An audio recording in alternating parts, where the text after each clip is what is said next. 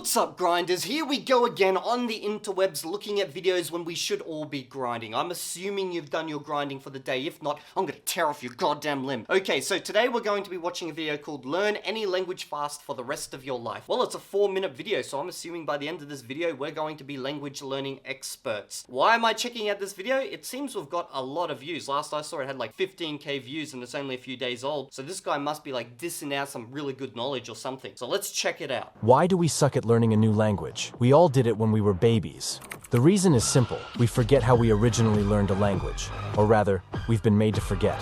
Schools teach you to memorize and analyze, but real language learning doesn't happen in a classroom. Babies are living proof. No classes, no flashcards, no pressure, yet they become fluent in a few years. But well, that's the first fail. Apparently babies become fluent in a few years. If that's the case, let's just skip the whole school system, send those little buggers off to work and make them grind for a living. Why are they getting all these free nappies and things? No, anyone who's been around a baby, seen a baby, or knows what a baby is knows they're not fluent in a few years. They can respond to basic instructions because, well, they're in the very basic stages of learning the language now, aren't they? So that's the first fail and we're 20 seconds in. how can they speak perfectly without reading a single grammar? That's the second fail. They can speak perfectly. Well, we all know that's not true. Usually their grammar is a complete and utter mess and only the parents understand what they're saying because they've become acquainted to it. In fact, if this was true, why do we even have speech therapists at school trying to correct the way that students are learning when they're 6, 7, 8 years old? Rule. Well, now I'm going to tell you the only way to truly learn a language in just 3 simple steps.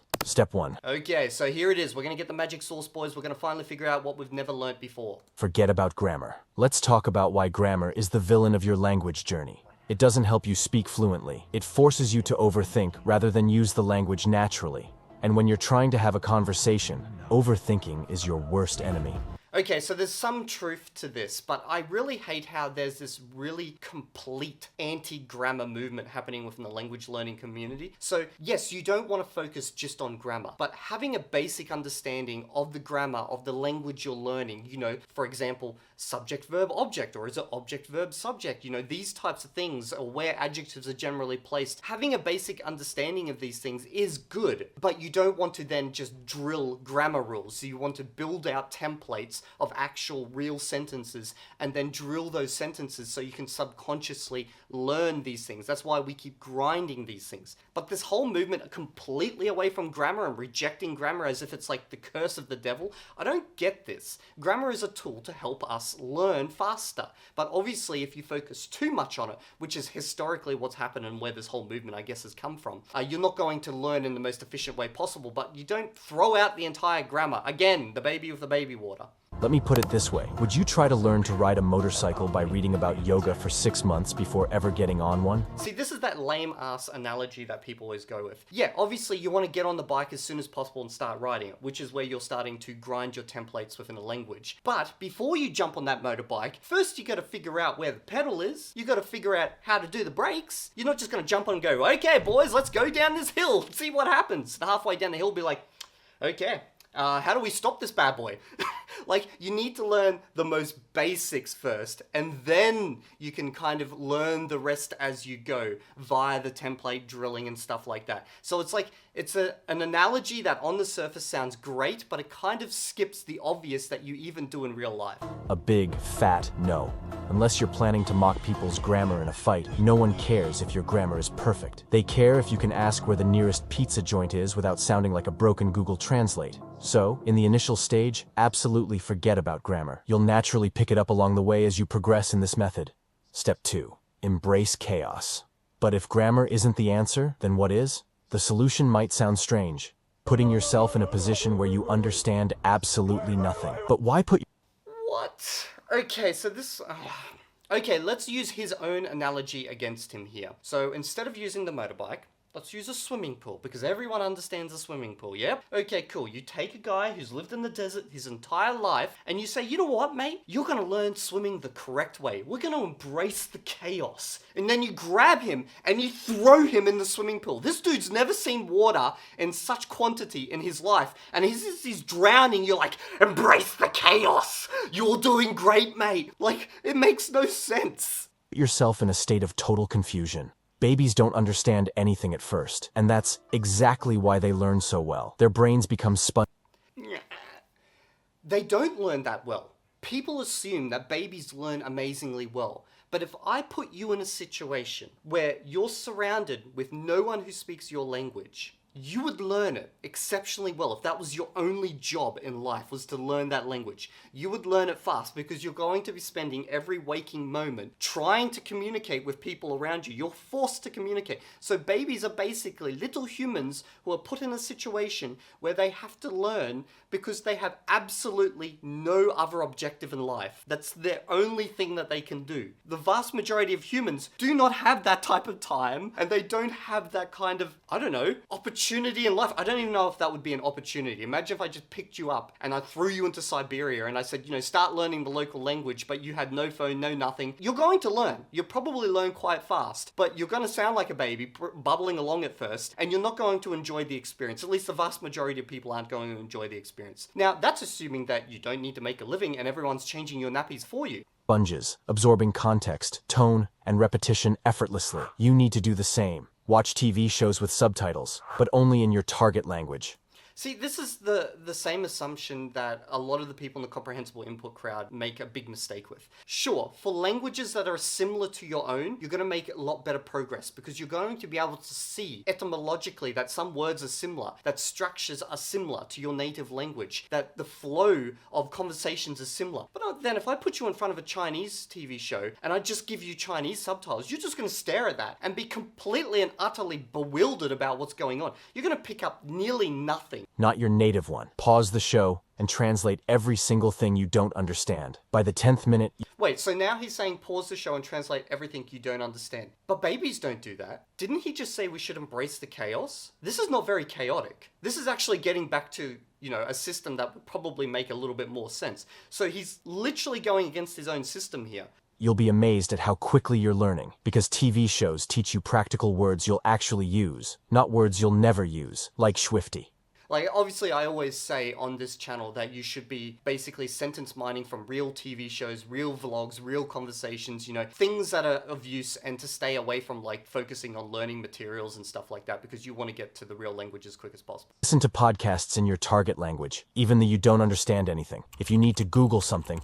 If you're listening to something you understand nothing, specifically a podcast, you're getting nothing. Nothing. At least if you're watching a TV show and you understand nothing, you can get some visual cues, and sometimes you can link that up with words and you can start learning things in context. If you're listening to a podcast and you understand absolutely nothing, you have no visual cues, nothing, how are you going to learn? You're not going to learn anything. You're just going to hear these things over and over, and it's just going to be a blur that's going to give you a goddamn headache. Absolutely do it in the target language. First, try searching on your own. If you can't manage, translate, and then search. Worst case scenario, you'll learn a new word. In video games, music, art, do everything in your target language.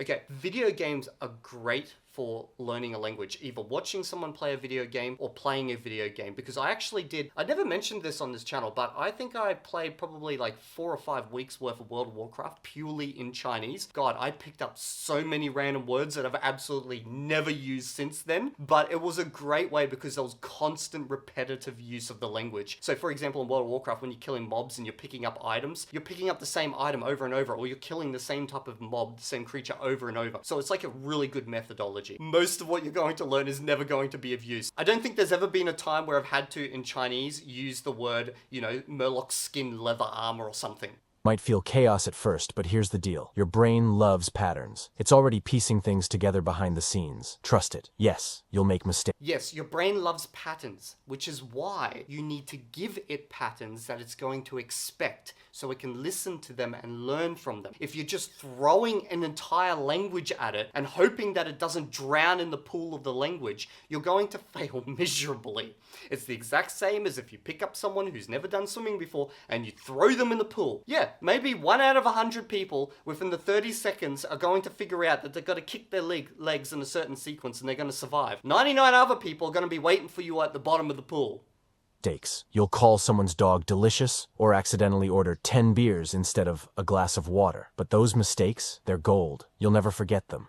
Step 3. Yeah, mistakes are good, obviously, because you can learn from those, and I've done many mistakes before. But then there's also the fact that you don't want to be making a mistake with every single line of the language, because people are just going to look at you and just get annoyed and just avoid you.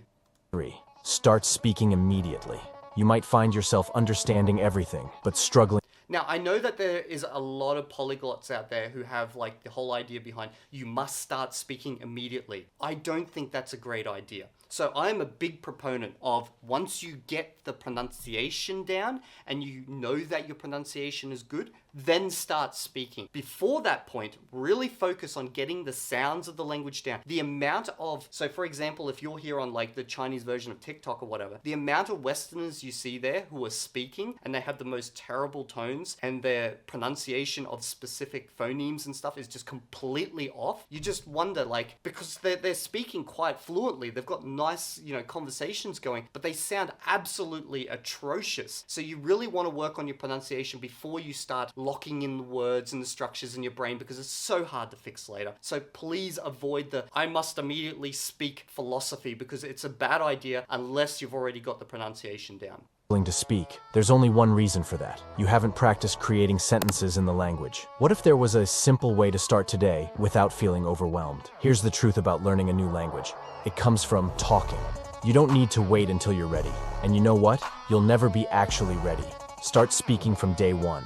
Mimic phrases, talk to yourself. Okay, the one good thing he said in there is mimic phrases. So a very simple, organized manner in order for you to start practicing your speaking is to mimic actual sentences. For example, the ones that I build in Anki and you can see in my The Grind video. So that's a good way of doing it. Doing it in real life is very hard. If you think about it, you've gone to any country where you are learning the language and you're only like at a super basic level. The amount of actual conversation you will do in that language is actually tiny. You might do a little bit where you're at the shop, a little bit at the tourist place or something, at the tourist place or something like that, but you're actually not going to use it that much because you're not confident enough to use it. You will make the most progress speaking when you're speaking with yourself alone in your room, at least until you get to an upper intermediary phase, and then you can actually start using it properly with people on the streets. Otherwise, every conversation is going to be so simple, so quick, and you're just not going to be able to continue it.